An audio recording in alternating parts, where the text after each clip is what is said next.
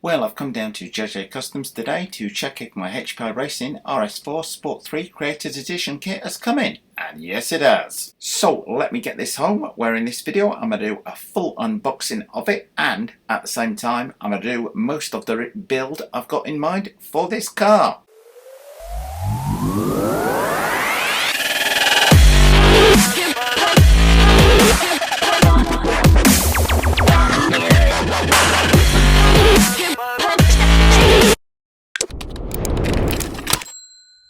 Well, welcome to my HPI Racing RS4 Sport 3 Creators Edition unboxing. Picked it up the other day from JJ Customs down in San Jose. Well, Richie, moment. In this video, I don't just unbox the car, I virtually build the whole thing to near on completion, showing you what you need to do from start to finish. In this video, I'm going to be talking not just about what the Creators Edition car comes with, I'm also going to be telling you about what it doesn't come with, which is quite a bit. You do need to be aware of that. Now, it's not a kit, it is a ready built sort of chassis only car. In this video, I'm going to talk through as much as I can in the features in detail and undo a few screws and show you some of the hidden features inside the car. Also, I need your help on this one because it doesn't come with electronics, it doesn't come with a body, doesn't come with a power plant, etc. So I'm going to throw a few ideas into the mix along the way, which I would like people's feedback on, particularly the body. I've kind of one in mind, but I'd like people's opinion on that, even maybe down to the colour. I just kind of want this to be like a user-driven project, if you like, on here. But looking at it on paper, this car has huge potential. But anyway, let me get the camera now. Let's have a closer look, see just what we get for our money. Or in the case of the Creator Edition, what we don't get, but need to buy. Okay, so with the RS4 Sport 3 Creator Edition, what do we get? Full adjustable suspension, aluminum motor mount, sealed metal diffs, sealed shaft, four-wheel drive, and adjustable oil-filled shocks. They kind of understate everything on there, to put it mildly. Anyway, you're seeing it. I've not opened the box. I've literally cut the security seal. I've got quite an extensive manual in here, aerial tube, a few HPI stickers. We'll look at the manual in just a second. So what have we got in here? We've got our wheel hexes, which it looks like we need to attach to the car. We've got our front bumper, likewise that needs attaching. Our body posts, now these are fully adjustable. We've got body clips in there. Various other little bits and bobs, which I'm sure we're going to have to read through in the instructions. That looks like the servo spring-loaded servo saver on there, which you've got to assemble. Well, I said the majority of it comes ready built. We've obviously got a few bits to assemble on here. And we've got various other steering parts and bits on here. I'm guessing we need to read the manual to find out just what we've got in here. More to the point, let's get that car out. Well, first impression is it looks pretty well built. Now, in order to do it justice, I think we should put it on the turntable. So straight down to it with the HPI Racing Sport 3 Creator Edition. What do and don't we get for our money? Well, we don't get any electrics at all. Not a motor, not an ESC, nothing like that at all. No battery. You've got a free choice over the whole drivetrain. It does come brushless 3S ready, so you can put some severe power through this from the outset. Firstly, it is very light indeed. That whole thing maybe weighs, I would think about £1.5 pounds, 2 pounds at the absolute most on there. It's got full-time four-wheel drive, shaft-driven, metal drive shafts front and rear, but those can be upgraded with metal CVD drive shafts, which is probably one of the first upgrades I will do. The shocks, they are threaded, fully adjustable, pre-filled with oil. You can buy aluminum ones, but knowing the HPI shocks, I think they should be pretty good straight out of the box. That's not something I'm going to be looking to upgrade. Now, these plastic links on the top, the suspension, you can buy fully adjustable ones as optional parts. And I'm sure that's one of the first things, if you're racing, that you will upgrade on the car. Now, you know, we've got a few bits missing at the minute. The hexes, which are included in the bag there, and the front bumper. So I'll put those on during the course of this video. Now, the steering on there, very, very slick indeed. That's because it's got a double barrel crank steering on there.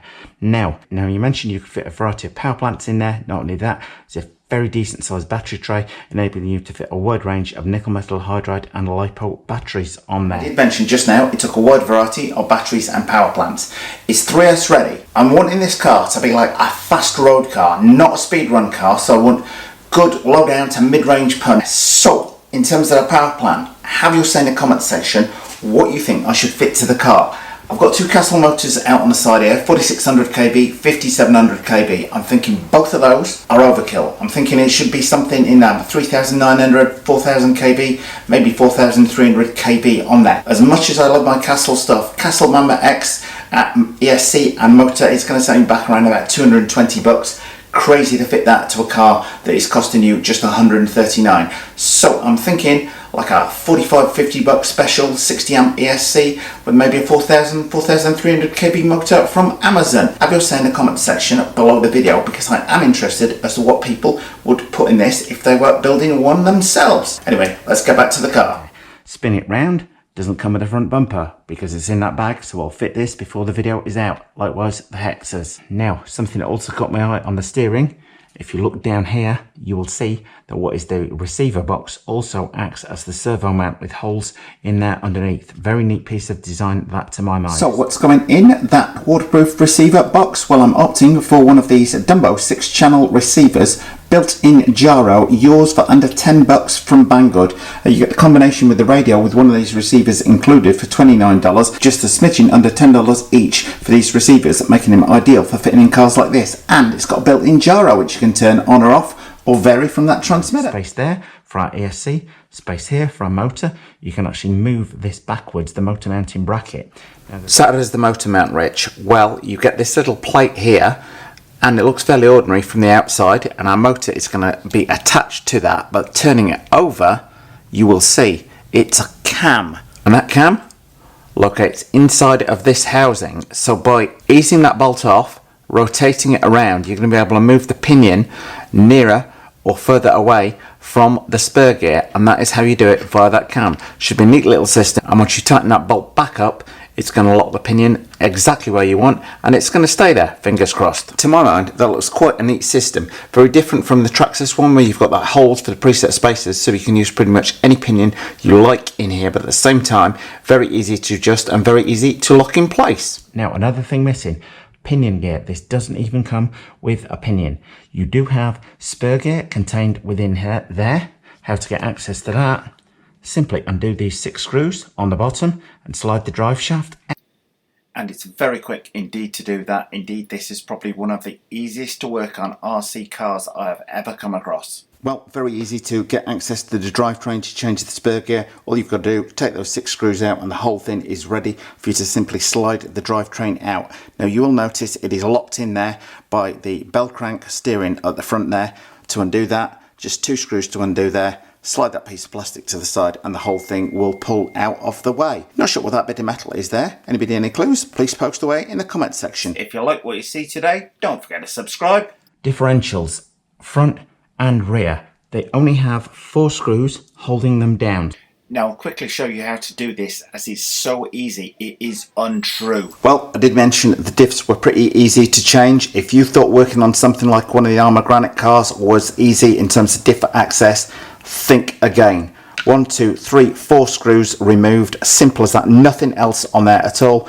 Tilt this back and you've got full access to the differential. That's probably the easiest differential access of any RC car out there now that I own or I've owned in the past. It mentions the chassis is very low profile on there, which I can believe that in a minute looking at the wheels in relation to the chassis height. You might even try some wheels on the car before the video is out, just to see what it looks like. Chassis plate completely flat underneath, other than that little rear diffuser for a bit of aero effect on there. And whilst it has full-time 4-wheel drive on there, you'll notice everything, the shaft is completely sealed in there, so no dirt, grime, dust, nothing is going to get access in there. Very, very neat indeed to my mind. And I keep glancing at bottom access drive shaft, which has to be a really neat feature. And when I mention it is 3S brushless capable on there, these are all steel diffs, both front and rear in here, to cope with the power that you might want to put into this thing. And with the adjustability on this car, which I'll go into in a second on suspension, you might either want to take it racing, just having a bit of a bash with,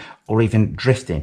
Now, if you do decide to take it drifting, they do an optional spool for the back of the car. I assume you could probably fit one in the front as well if you so wished, but certainly do an optional one for the back in there, which will lock the rear setup, which will make it an ideal drift car. And speaking of that adjustability, on the front we have the upper shock positions. We've got 4 different mounting positions, 2 at the bottom at the front.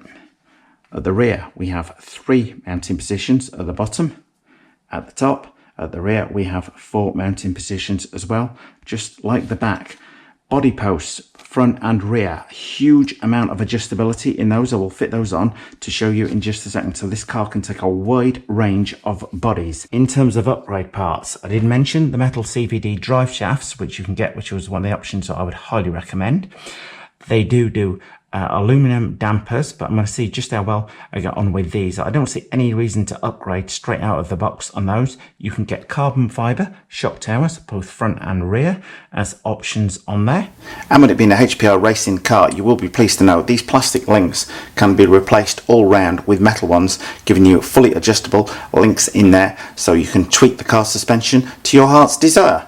Anyway, I think it's about time I dived into these bags, added things like the front bumper, the body posts and the hexers on there. Maybe I'm going to set a wheel so we can see what it looks like by the end of it. Also tucked away in here is a spring-loaded servo saver, which was one of the first things I need to fit.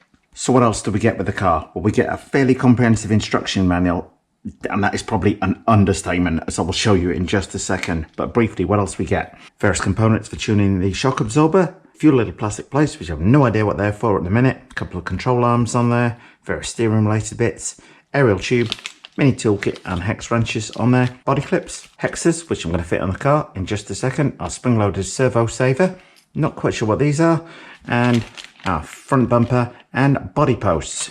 Anyway, onto the instruction manual. Now, when it said it was comprehensive, I think half the money of the car is in the manual, because wait until you see this.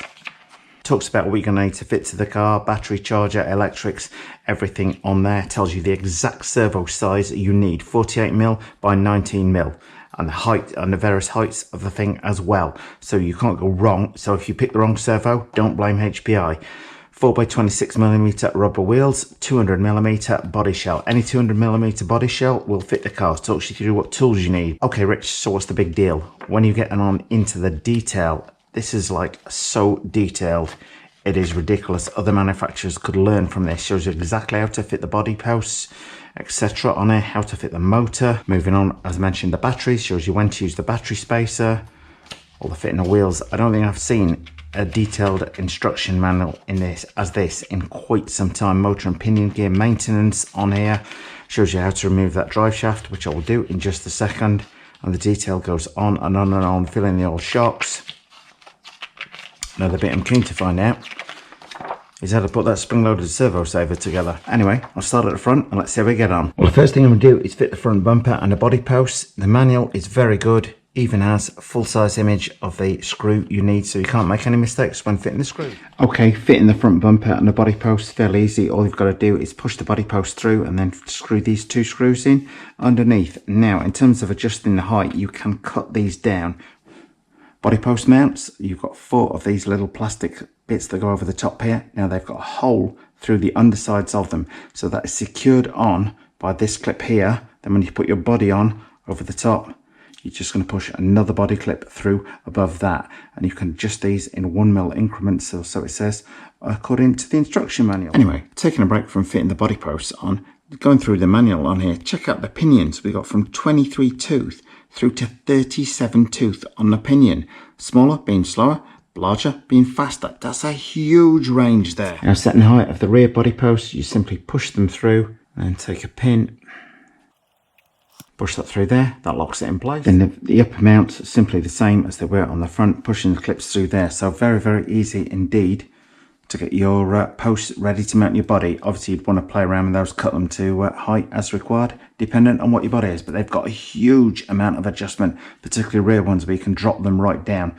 So you could have a very racy shell fitted to that indeed. It's the front ones, I guess, that might need cutting. Now, I was just wondering how to assemble the servo saver, but if you look in the diagram, the information straight in front of you there, Richie, and the servo saver is threaded, so you can adjust the tension on it. Well, with the steering servo saver assembled, time to get a servo to do the job as well. And today we're using a Racestar 300-degree digital servo, metal geared, waterproof, 25 kilo pulling power, yours from Vanguard for just $13.99. I've been using them for quite a while now on quite a few cars, and they're proving pretty darn reliable. So I thought it would be good to try one of these out on the RS4 Sport 3. At the same time I'm fitting the servo, I'm going to undo the 2 screws on there and stick my Dumbo RC receiver in at the same time. In order to fit the servo, simplicity itself, 3 screws to undo here, and with those 3 screws undone, simply take the bracket which includes the receiver box off of the car, making sure you fit the servo the right way around. Oh, lead space to the side, very neat feature on there. Okay, servo attached, time to fit this bracket back to the car and fit the receiver. Whoa, Richie, whoa moment. Do not be tempted when assembling the servo saver to have the ball facing outwards on here. It faces inwards so that when you put it on the servo, it looks like that. The reason for the ball pointing inwards needs to marry up with the bell crank on here, so I've just got to fit this little arm between the two. I'm going to connect him rod along the top. The steering servo's now ready to whir in. I have to say I'm loving this car more by the minute in terms of ease of working. I was going to loosen both screws. If you loosen one, the box simply pivots open like that, giving you complete access to the receiver tray. Well, as I say, the car is very easy to work on. Receiver in place, stuck down with some double-sided tape. The one thing I would say is pay attention to where the receiver wires are, because the hump on the box is at this end now, but when it swings back round, it's going to be over where you've got all your leads coming up through on there. Now you may need to loosen this screw in order to fit it on when you've got the wires in place. Well, with the steering servo all set up on there, I'm only awaiting my ESC and my motor, and that decision is over to you people. Anyway, time to fit some wheels on, see what this thing looks like. Now when it comes to wheels for the HPI RS4 Sport 3 Creators Kit, you've got a wide choice on the HPI website, but basically anything with saloon car wheels with a 12mm hex will fit. I've got these from my Traxxas Fortec 2.0 VXL, so these wheels and tyres are good for 70 miles an hour straight out of the box, so I'm going to try these on the car. So there we have it, the HPI Racing RS4 Sport 3 Creators Edition, nearly ready to roll. All I need now is you people to decide on a power plant for me to fit in there. I can get a battery ready, power the thing up, and we're ready to go. I'm also going to throw up at the end of this video a couple of bodies that I've got in mind for this car. Have your vote on them in the comments section below the video. Also, all ideas on paint are most welcome. Well, the title of this video is the HPI Racing RS4 Sport 3 Creators Edition worth $139? I have to say, hand on heart, yes. If you've been sat on the fence about buying this thing, I would say go out and buy one. It is so easy to work on, it is untrue. If anybody's familiar with the Armour Granite, the Armour Cent and things like that and thought those were easy to work on, they are complex compared to this. Like one screw just to turn the receiver box round, 4 screws to completely remove a diff. This is how like RC cars should be designed and built. Very, very easy to work on indeed. I cannot stress that enough. If you're a bit nervous of getting a kit, but you like the idea of fitting your own power plant, your own electrics to a car, this is definitely the car for you. Highly tweakable, highly tunable, quite a few option parts already from the HPI Racing site out on there to tweak this thing. Things like the lockable diff, where you're going to be able to get it and convert it into a drift machine. You fit drift tyres to this very easily. I shall be playing around with different sets of tyres on it. I've got some bones to try out on it. And when it comes to adjustability, you can fit pretty much any RC car body to this car. Speaking of which, here's the 2 choices that I want you to vote on to have your say as to what should fit to this car. Well, the 2 shells from HPI Racing I like the most are this Porsche 911 GT3 RS body on here, but I'm hankering towards this BMW M3 E30 body. But have your vote in the comment section below the video. And colours, what colours would you like me to see one of these shells painted in? Anyway, I hope you found today's video on the HPI Racing RS4 Sport 3 Creators Edition useful. It literally was going to be a fairly straightforward unboxing, and then I just thought, well, that's easy to do, that's easy to do, that's easy to do, and it just sort of snowballed throughout the afternoon. So hopefully I've shown you pretty much how to put the thing together from start to finish. Now all you need to do is help me decide on that motor and ESC and on a body for it. Thanks for watching. Well, if you'd like your own HPI Racing RS4 Sport 3 Creators Edition kit, then get yours where I got mine, JJ Customs down in San Jose. Well, thumbs up if you like this video, guys. Post any comments you might have in the comment section below the video, and hit the circle below to subscribe. And if you do hit the circle, don't forget to hit the bell.